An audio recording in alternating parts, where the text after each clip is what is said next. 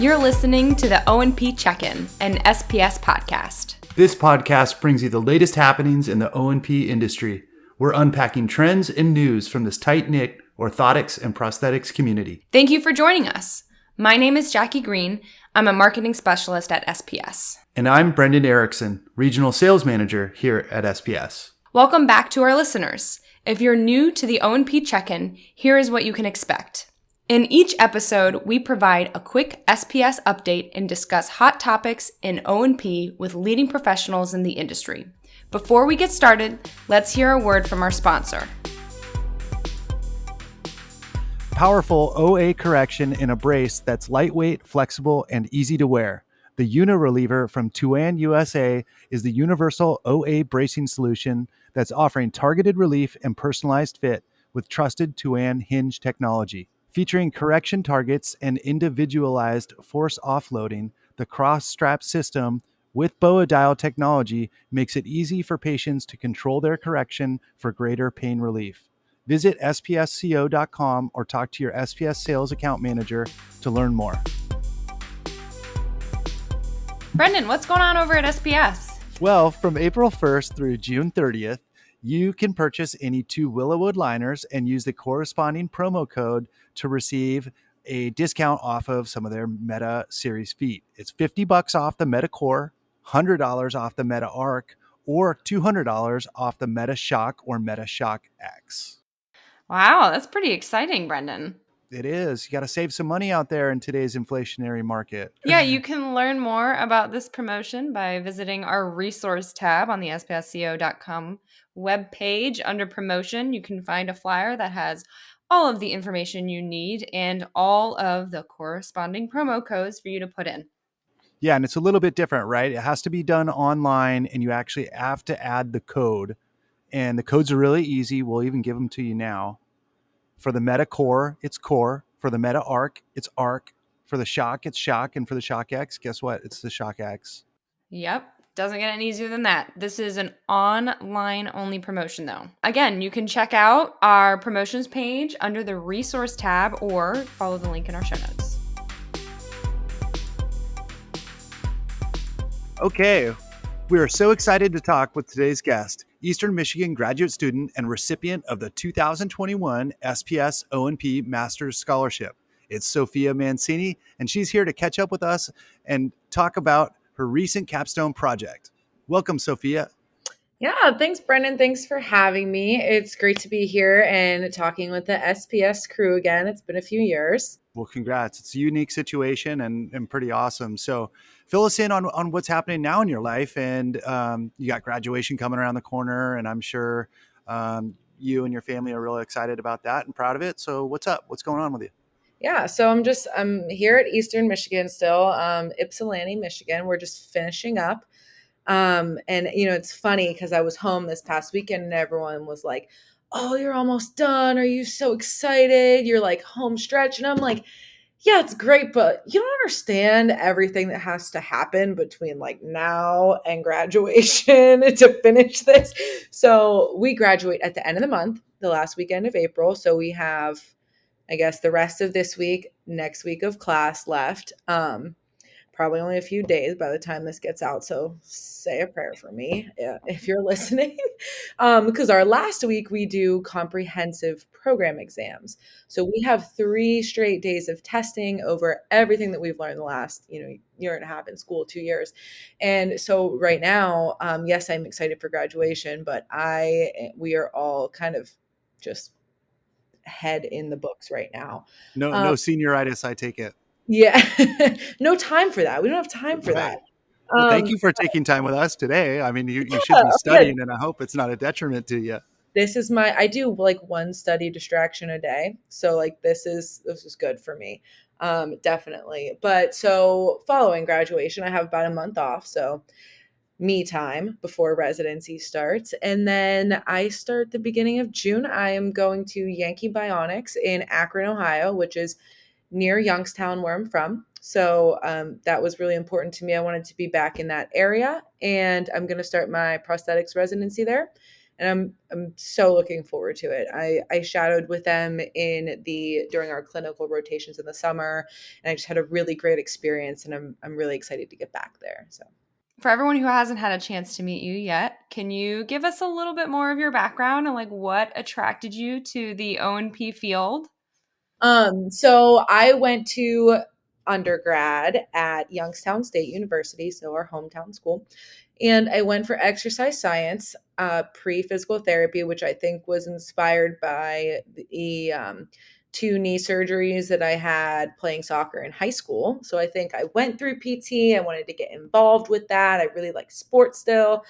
So I went into kinesiology there, and I was a sophomore, and we were in class, and I'll give a shout out to Dr. Basso because he was an amazing teacher. And he looked at all of us and he was like, okay, we're going to go around in a circle and say, what your goal is with this degree. And everyone was like, PT, PT, PT, PT. And it was maybe everyone but like three people were saying PT. And he looked at us and he said, I hate to be the first one to tell you this, but like none of you are going to end up doing PT. Or maybe he said only like 5 of you, which I think is what it ended up being. And I was like, no, that's not going to be me. I'm doing PT. And then the more I went through with that, I was like, oh, I don't want to do PT. It's not for me. And so I always laugh about that because I remember it so well, like him saying, yep, you're not going to end up doing that. And then I just kind of, floated through the rest of undergrad, not really too sure. And I knew at the end of it, I really was interested in movement science and biomechanics. So I decided to go straight into a master's degree. I went to Ball State University and went to their biomechanics program. They have a really great lab there. And I was working as a graduate assistant.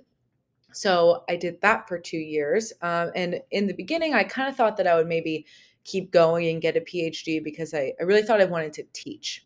And in a way, I still am going to be doing that, which is important to me. But anyways, I went to Ball State and, worked through my master's there, and very maybe about a few months in, I was like, okay, this is cool. The lab stuff's cool. I'm learning a lot, but I still I want to work with people, and I want to be patient oriented.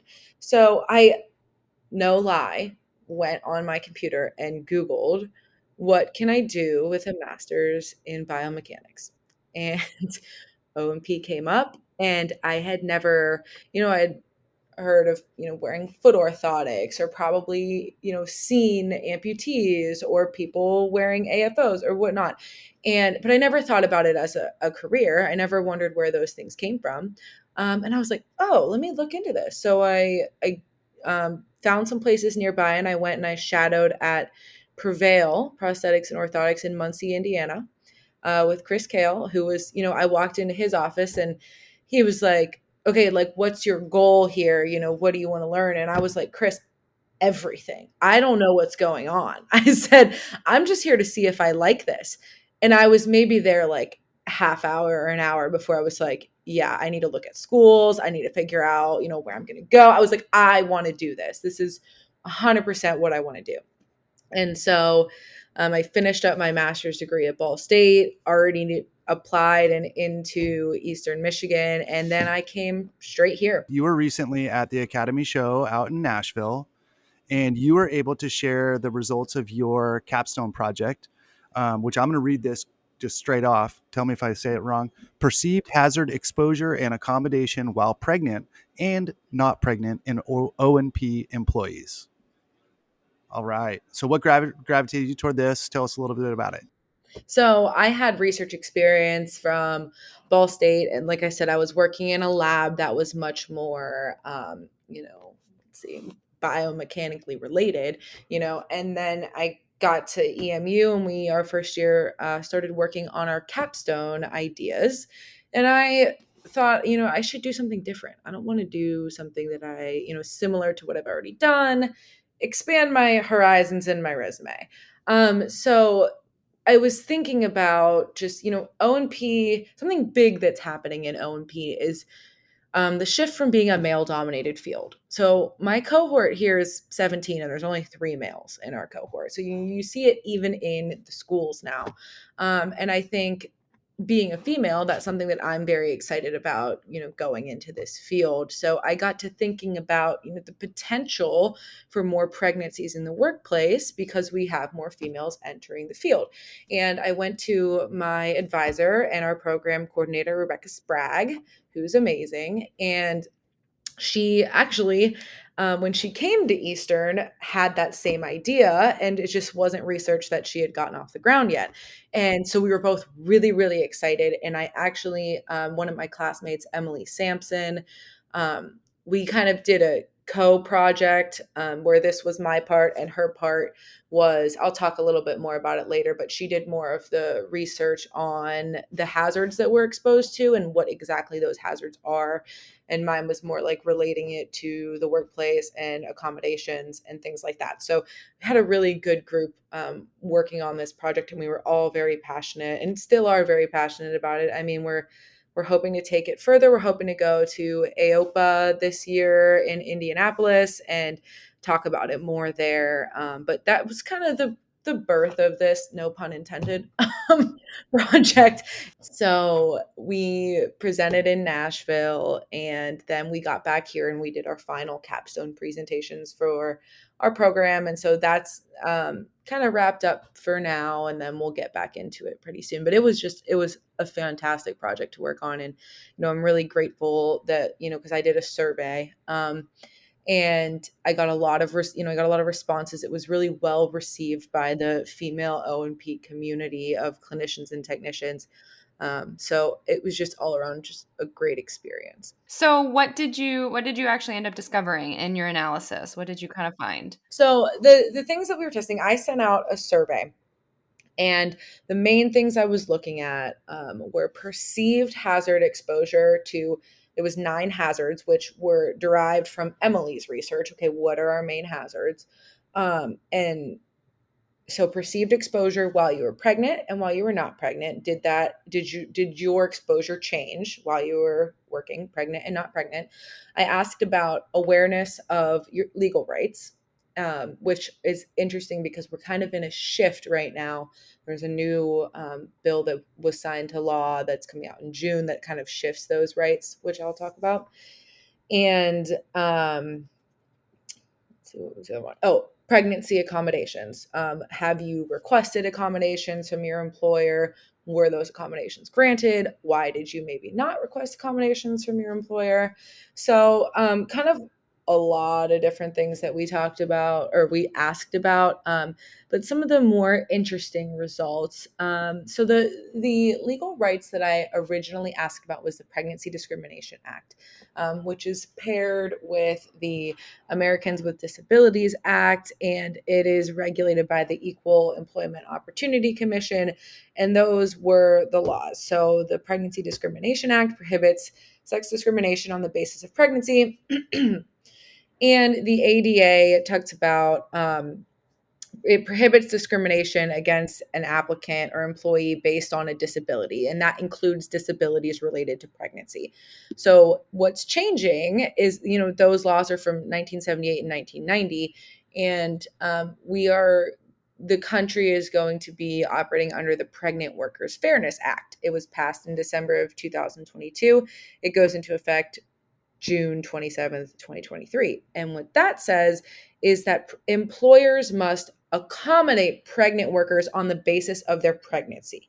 So whereas previously it was a disability related to pregnancy, for example, if you got gestational diabetes, but now it's just if you are pregnant, your employer has to work with you, and it's like no undue hardship to the employer, but they have to work with you on accommodations. So that was interesting, for me to be doing this project in the middle of that shift. And, it's still hasn't even happened yet because it goes into effect in June. But so at the time I asked about the Pregnancy Discrimination Act, and I said, are you aware of this? And do you actually know what it says? So I had 51% who had heard of it. And then from there, only 47% actually knew what their rights were in it. So there was 53% who, yeah, they've heard of it, but they don't know what it says or they don't know what it guarantees them. And so that was interesting. And then moving into pregnancy accommodations, I asked if they had requested pregnancy-related accommodations from their employer. And 42 participants, 56% said yes. And then I asked if those accommodations were granted. And 81% of them were, 19% or 8 participants, they were not granted. Now, we don't know what they were asking. So there's that to consider. But still, they could have been asking for reasonable accommodations and they weren't granted because they didn't have to be by law. So on the other side, for those who had not ever requested accommodations from their employer, this is kind of the big goal of the project. I then asked if there were like published guidelines of what to request for O&P specifically, would you be more likely to request accommodations? Because at the end of all of this, I would love to have a document, a pamphlet, a flyer, something that just says, are you pregnant and working in O&P? These are things you should consider. Here's reasonable things to ask for. 80% of women all over the country are requesting these things or are receiving these things. So that's like, proof, facts, things you can share with your employer. We have nothing right now to, help us figure out work at this time for us. And from there, we had 64% say yes, 27% said maybe, and 3 people said no. But one of the interesting things from there about, I did ask a question of why, if you didn't request accommodations, why not? And that was just kind of a little fill in. That these results have not been qualitatively analyzed, but the top reasons were fear of retaliation or being perceived as weak in the workplace, a lack of staff, or just general unawareness of the laws and what they should be requesting. That shouldn't be a position that we're put in where, I'm just not going to ask because I don't know what to ask, or I'm afraid that I'm going to be retaliated against. That's the whole point of the protection of these laws for us during this time. So for the exposure, we did find a significant difference in resin and aerosol use between when pregnant and not pregnant. And the trend was that they were used significantly less frequently during pregnancy. So, I thought that was really interesting because, resins especially are very dangerous. I mean, even regardless of male, female, pregnant, not, we have a lot of hazards in O&P. And, I don't think we had to do a study for people to understand that. But I think that it is something that needs to be taken more seriously. And It's especially, interesting that people do take that double check though when they are pregnant. yeah, I mean, it just goes to show you that we are aware of it, right. right? And we actually make that definitive choice once we have something larger than ourselves going on. Mm-hmm. And some of it's interesting. Like I think, Brendan, you said earlier, like, are you just asking, not to laminate or not to grind or what? And like obviously that's a tough ask in our field. Oh, I'm not going to grind anything for 9 months. That's between you and your employer. But should you be wearing a mask? Absolutely. So these are just things that we should be doing regardless. And one of the interesting ones that we asked about was loud noises, which again is with, a lot of our grinding machines. I've seen some that are much quieter than the ones we have at school, but they're still loud. And we can wear ear protection all we want, but that's not protecting a child. You know what I mean? Like if you're pregnant, that's not protecting your child. So that's just like, how do you get around that? Do you just ask not to be in the machine room? Like it's tough because there's things that we have to do or we'd have to ask for help with. But I think that, we need a norm. We need, this is what women across the country are doing. Think about this. Talk to your employer about it. Talk to your coworkers about it. Ask them what they've done, because I think that, you know, these things are important, and we need to be paying attention to them, especially while we're pregnant. Are there any specific things, from the employer or the clinic side that you think are low hanging fruit that they can do? For maybe some of our listeners that are out here and they're like, yes, I want to make a positive difference. Mhm. As far as the hazards of what we're exposed to. And I think accommodations are going to look a little bit different for everyone depending on their pregnancy. For example, if you are pregnant with multiples and it's, you're just struggling to even get around, or you are, experiencing some other pregnancy related disability such as gestational diabetes. So I think there's things to consider based on, how the pregnancy is going. But just in general, I think that eye protection, gloves, hearing protection. That's just baseline in general. Everyone should be doing that, male, female, pregnant, not. But I think that taking the proper mask precaution. Like I know that we've all been wearing masks the last few years, anyways, because of you know COVID and things. But the proper masking for some of those things like resins and whatever is actually like a gas mask. You want to filter that out, and no one wants to take the time and put that on. And maybe you're just walking through the lab real quick just to get across the office, like just things like that. I don't know, it's tough. It's just tough in our field. Maybe that's something for um employers to consider. Okay, we're doing all of this in one spot or all of this in a separate room, and we're going to make sure it's properly ventilated. And if you are pregnant at that time, you're not doing any laminations, or if you are, that's your choice. And we're going to make sure that you have the proper mask protection, or breathing protection. So I think like I said, it's going to look a little bit different depending on pregnancy specific things. Um, I, but I I really, also think, there's some materials that are coming out that are advancements that are giving off less toxicities. And I mean, we've seen it from like Paceline and people that are making the resins, and then even some of the new sockets that are coming out, trying to get rid of the carbon fiber so it's not in the air. That stuff is pretty cool. And I think the manufacturers are on the forefront because this is such a big issue. yeah, I think that this, in one way or another, it affects the whole field, the clinicians, the technicians, the manufacturers. I had a classmate here, Case Lackey. She did her capstone project on different environmentally friendly materials and laminations besides carbon fiber, and things like that. Like the advancements all around. So it's great that manufacturers are looking at those things too. And maybe they're not thinking with specifically pregnant clinicians in mind, but at the end of the day, those are the kind of things that those are bettering for just everyone who's exposed to these. So, do you have any like additional steps maybe that you would recommend for a clinician or a technician and how they can better protect themselves in the workplace? I know you kind of had outlined some of them as you're walking through and answering Brendan's question. So I don't right now. And part of that is because I've never been pregnant.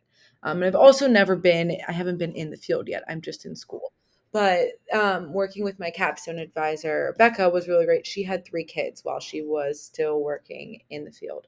And I'm sure she would have a million things to say about that part specifically. But just getting to work on this project with someone who went through this 3 times, her input was just so valuable, and her passion for the project because of what she went through, and just really pushed it. And yeah, so I not anything specific, but like I said, I haven't I'm talking the talk, I haven't walked the walk yet. So we but that's part of the reason for this too. I am hoping to be in that position one day, and I want to be ready for it, and I want to be able to make smart decisions for myself, my family, my body, my health. I think you touched on it earlier too. People's mindsets, especially in this profession, we all want to provide something to somebody else, and maybe we're not looking at ourselves first. It's probably a trait among a lot of our practitioners in the field, and they may just be like, no, I got to get this done. I'm not too worried about my own exposure to this, but maybe just the awareness that you're talking about of like, hey, all right, I gotta, I'll be the carpenter that works on his own house too, or the prosthetist that's missing a limb that needs to work on his own leg, which we see that all the time. It's like the carpenter has the house that gets finished last, or the prosthetist that is missing a limb. They're still on an old prosthesis because they're working on everybody else's, and the last thing they want to do is work on their own. But just bringing to light that people need to be more conscious and educate themselves about their own well-being and safety is huge. I think that, yeah, you hit the nail on the head, Brendan. But we talk about burnout in school, and we're not even in the field yet, and they're already just addressing that because it's important. We are in such a unique and important and like compassion-filled field, and sometimes we can experience compassion fatigue or just burnout in general. And I think that taking care of ourselves in whatever way we can is going to ensure that we are able to take care of our patients as best as we can for as long as we can. Yep. Shout out to our burnout survey podcast from a couple months ago. Go back and listen, everybody, if you haven't listened to that one. Do you have anything else that you'd like to add? Not specifically, it's a shout out to, again, I just want to thank Becca Sprague, my capstone advisor, Emily, who I worked on this project with, everyone at this program here that I've been, laughing, crying, and going through whatever else with the last year and a half. Like all the practitioners who got me into this, because we talked about, it's everyone gets into it in a different way. And I was exposed to some really great things early on that led me to where I am. And like, I'm just super excited and grateful and looking forward to getting out there and starting residency and helping patients. So. Thank you so much for joining us today, Sophia. This was seriously a fantastic topic. Yeah, thank you. Thank you guys for having me. It was great to be back. And I'm so grateful for SPS too. And just like I've made, just connections and relationships, and seeing Liz at the academy and Ellen I met at the academy meeting, and that's how I ended up here. So yeah, thank you all. Wonderful. It's great to hear. Thank you so much. All right. If you would like to connect with Sophia on LinkedIn or follow her on Instagram, see the links in our show notes. Well, there you have it. Thank you for listening to the O&P Check-In, an SPS podcast. If you like what you hear, hit the subscribe button on Spotify, Apple Podcasts, Stitcher, or wherever you listen to podcasts. Please rate and review the show to help fellow O&P professionals find us. We'd also like to hear from you directly. What topics do you want us to cover? Do you have any burning questions? Email us with your thoughts and feedback at spspodcast@spsco.com. See you next time. Bye. Bye.